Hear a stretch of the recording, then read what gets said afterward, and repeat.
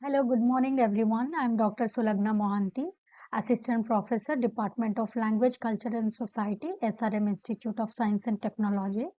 Today we are going to discuss understanding communication. And from today's lecture, the learning outcomes are here. By the end of this chapters, learner will be able to. So how we are going to learn the concept, process and significance of communication, identify the different types, forms and barriers of communication, apply the principles of effective verbal, non-verbal and written communication, demonstrate active listening and interpersonal communication, and use appropriate communication techniques.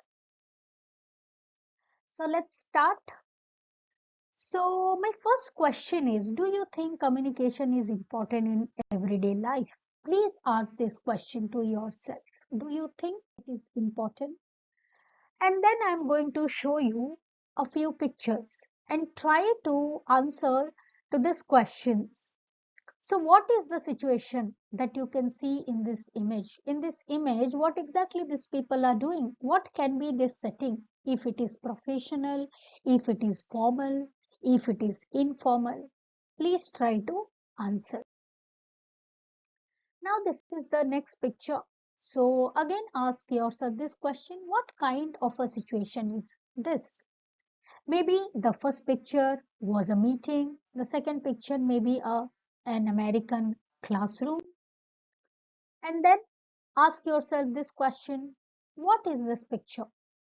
Maybe this is a diplomatic discussion that is happening. And then something funny, three women sitting, and you know it's a very popular meme, high speed data transfer. Women are sitting and maybe gossiping. So can we also call it a communication? Definitely yes. But there is a little bit of problem. Why should we stereotype women just for gossiping? Because research says something different. Research says that men gossip more than women, according to studies and surveys.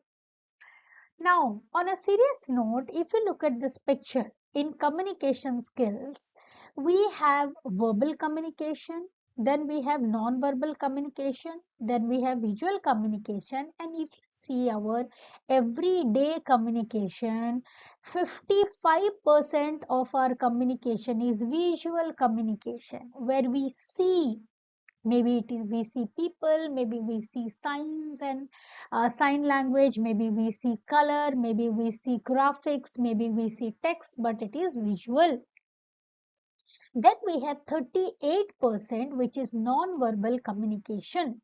And then we have 7% which is the lowest, that is verbal communication, where we speak, where we write. But usually people think that the highest communication we have through verbal communication, which is totally wrong.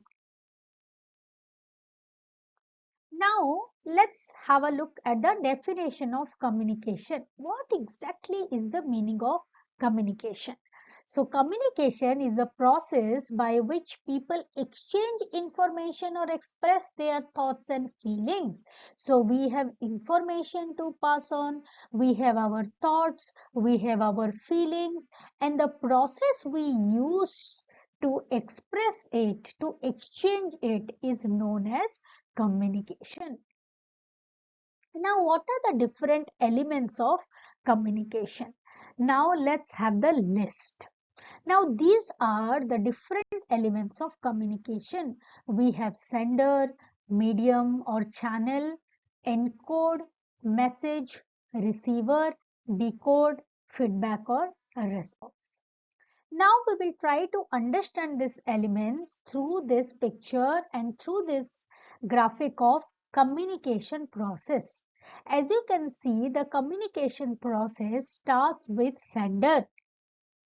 So what the sender does, the sender has a message. It encodes the message. Now what is the meaning of encode? First we can understand from the word code. Now what is code? Code is a language. Encoding means putting it into a language.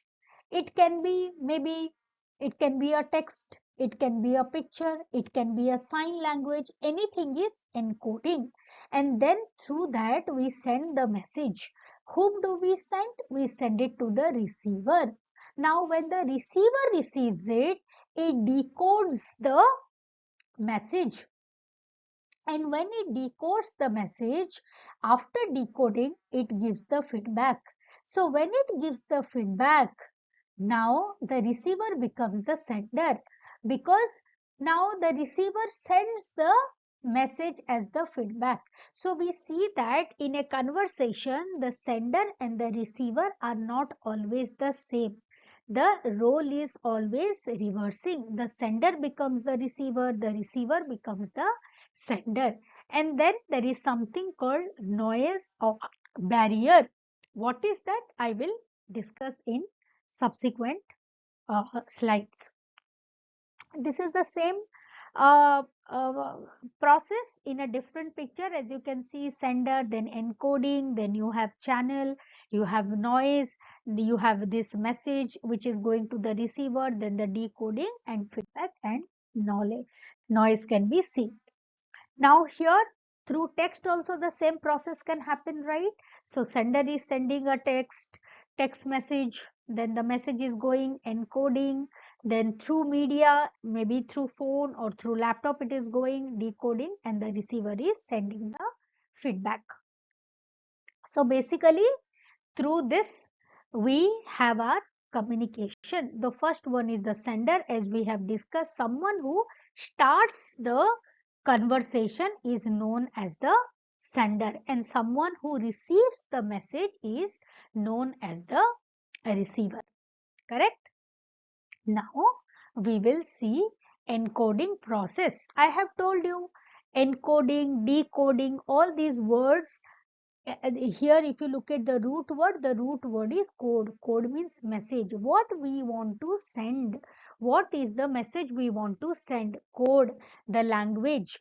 Now which language we want to choose? For an example, if you look at language, it can be very simple as Hindi, English, Tamil, Telugu. So these are the language. But that is not only the language. A picture is also a language, a graphic is also a language, a statistical data is also a language. Even sign language, when I say this, or when I say this, or when I say this, or when I say this, all these things are known as encoding. And then when somebody tries to understand, it is known as decoding. Then the next is medium or channel. Now what are the medium or channel we are taking? So before that, let's say what is message. The information that we are sending is known as message, and we will send it through a medium or the channel. Now what is very much important here, that we will choose a media, we will choose a channel which is available for both of us. For an example, I want to speak, that person should be there to hear, physically present. If not, then I can use phone, and the other person should also have a phone. Then only we can have this communication. Correct? Next, we will go to feedback. Feedback or response is extremely important, because you always understand this, that without feedback no communication is successful. You remember during COVID when we used to have Zoom classes or Google Meet classes, where every time the teacher would ask, did you understand, did you understand, did you understand? Why? Because until and unless a teacher hears it from the student that they have understood, the communication is incomplete. Because the basic goal of a communication is the sender should be understood by the receiver and should be given the feedback whether they have understood it or not. So any kind of reaction or response that comes from the receiver is known as feedback, which is extremely important. And when the teacher asks if you have understood, if one student asks that no, I did not understand this thing, so that is again the feedback, and now the teacher will explain again to make that part understand to the student. So that is how a communication will keep on rotating, keep on going, the process will go on. Now we will see very important what are the different types of communication. There are verbal communication and non-verbal communication. Now what is verbal communication? Verbal communication is a spoken or written word which can convey our message. It is one of the most common and effective forms of communication. So that is called verbal communication. And what are the different examples of verbal communication? Verbal communication can be interpersonal communication, intrapersonal. When you talk to yourself, when you are writing your diary, will also be known as verbal communication, but intrapersonal communication. Now, what is the difference between intrapersonal communication and interpersonal communication? Intrapersonal is alone when you are having this communication. Interpersonal with other people, when the communication happens, it is known as interpersonal. So interpersonal communication, small group communication, or a large group communication like public communication, where you see the political leader speaking to a large group of people, or mass communication, for an example, newspaper, news channels, or even podcast, social media. On social media, any kind of communication, they are known as mass communication because they communicate with the whole mass. Correct? Now, some verbal communication example we will see: face-to-face conversation where two people discussing their plans for the weekend is an example. And then telephone calls, a customer calling a service center to inquire about a product. That is also another example of verbal communication. Then meeting, a manager presenting a quarterly report to their team or an annual report to the team is also known as an example of verbal communication. Next, emails and different types of letter. An employee who is sending a project in email is also example of verbal communication, as well as a presentation. If the student is delivering it in the class, is also known as presentation. Then comes non-verbal communication.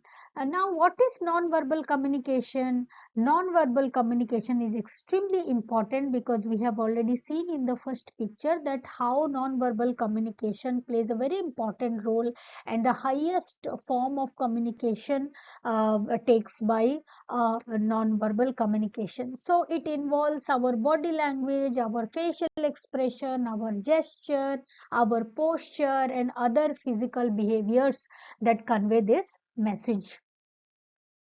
Now, if you look at non-verbal communication, facial expression is very important. A smile, or indicating that a smile can show your happiness, or a frown can show your displeasure. And you can see lots of emojis here because these days in social media, you don't have to speak. You can just put an emoji and a person will know that how you are feeling. So you can put a emoji of happy or sad or being surprised, thinking, sleepy, confused, angry, and your emotion will be known. All these are very, very popular memes where people usually just post these photos and everybody gets the meaning and they don't have to write anything. So different kind of facial expression, as you can see in this picture. Then you see different kind of emojis, one person but different emotions, one person but different feelings that person is going through. All these things can come through these memes. Now, what is this body language, which is also known as kinesics in the language of nonverbal communication? So you see five people sitting in this picture, and each and every body language can show that how that person is feeling. So, for an example, crossing arms may suggest defensiveness like this, or discomfort, while open arms suggest openness or acceptance. So you see the first lady sitting, who is sitting like this, and the second lady, maybe they do not look very enthusiastic. If you the third see the third lady, she looks very confused, the fourth one also looks very confused, and the fifth one sitting like this looks very upset. So only from the body language we can know that how they are feeling. They don't have to speak. So that is the power of body language. And then comes gestures. Now, what is the meaning of gesture? When you nod your head or you show something with your hand, when you show like this or this, and you say yes, you say no, nodding your head, agreement in agreement, or shaking your head in disagreement. All these are known as gestures. So you don't have to speak. You can just show this body language and anybody can understand. And different kind of here also you see two pictures and you understand, no, I cannot hear this, or okay, it's very good. So all these gestures are shown, and this is a global, the global gesture of heart, which is very popular these days. So these are the different examples of non-verbal communication. And with this non-verbal communication, eye contact also becomes extremely important, because we have been discussing eye contact. And when we are talking to someone, we always look into their eyes, or we must look into their eyes to have a good impression or to look confident. Those people who avoid eye contact, it shows that they are not confident in that conversation. So always try to have good eye contact. So maintaining eye contact shows that you are interested in the conversation. And then comes your posture. Now, what is posture? Posture is the way you stand or you sit. So standing tall, it shows that you are confident. And if you slouch like this, it shows that you are not interested, you are disinterested, or you are tired, very tired, and you are not interested in the conversation. So the way you speak, the way you stand, even while giving a presentation, the way you stand, it shows a lot about your confidence. The way you walk when you enter a room, the way you are entering confidently or you are very scared, all these things are extremely important when it comes to non-verbal communication, when it comes to show your confidence. So apart from all this body language, gesture and postures, something very important which people usually miss is the tone of voice. Because the way we speak, how we speak is extremely important. The pitch of our voice, the volume of our voice, the speed of our speech, how fast we speak or how slow we speak, it can always convey our emotion. Like if we are confident, if we are scared, if we are tired, if we are excited, if we are angry, if we are upset or sad. So the way we speak, our tone of voice can tell a lot about our personality and our feelings and emotion. So tone of voice should never be ignored. Now we will look at this very important part of space, which is again a part of body language, known as proxemics. Now, what is the meaning of proxemics? It is the physical distance that we maintain with people. Always remember, in our life, we have our personal life, we have an intimate life, we have a social life, we have a public life. The space that we have in our life should also be in similar. For an example, the first one is intimate space. So in that intimate space, only a few people can come, which is less than 1.5 feet. So when we are having any communication, maybe the spouse, maybe the parents, maybe the siblings, maybe the best friends can only come to that intimate space. Rest of the people are not allowed to come to that space which is less than 1.5 feet. We call it the intimate space. Then comes the personal space. In personal space, which is 1.5 to 4 feet. So here maybe our classmates, our friends or acquaintances, they all are allowed, or even sometimes strangers whom we meet maybe in a social gathering or in a party, that is also sometimes we also talk to them, so it can come under personal space, and it shows the intimacy, the comfort level we have with the person when we are talking. And then comes social space. So here social space 4 to 12 feet, any kind of social gathering, any kind of function, when we meet people and talk, it comes under social space. Then comes the public space, public park, you can say public park, or if you go to any pub, if you go in any public transport, the kind of, but you will always see that we do not have that kind of space, especially in India, looking at our population. But you must understand that we must give the space required for the other person to feel comfortable, and which will show that we have this knowledge of proper communication.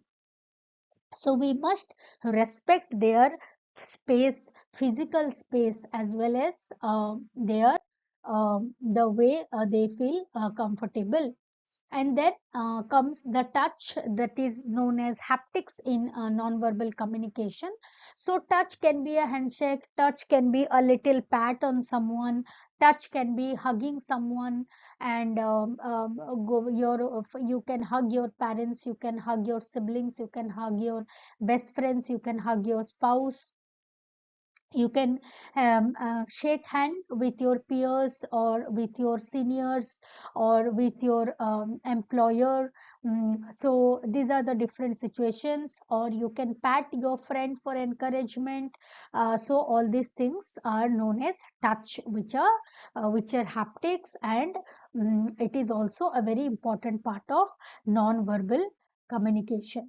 And then we will see the barriers of communication, which is the last part of this communication. So there can be physical barrier, there can be language barrier, there can be psychological barrier, and there can be cultural barrier.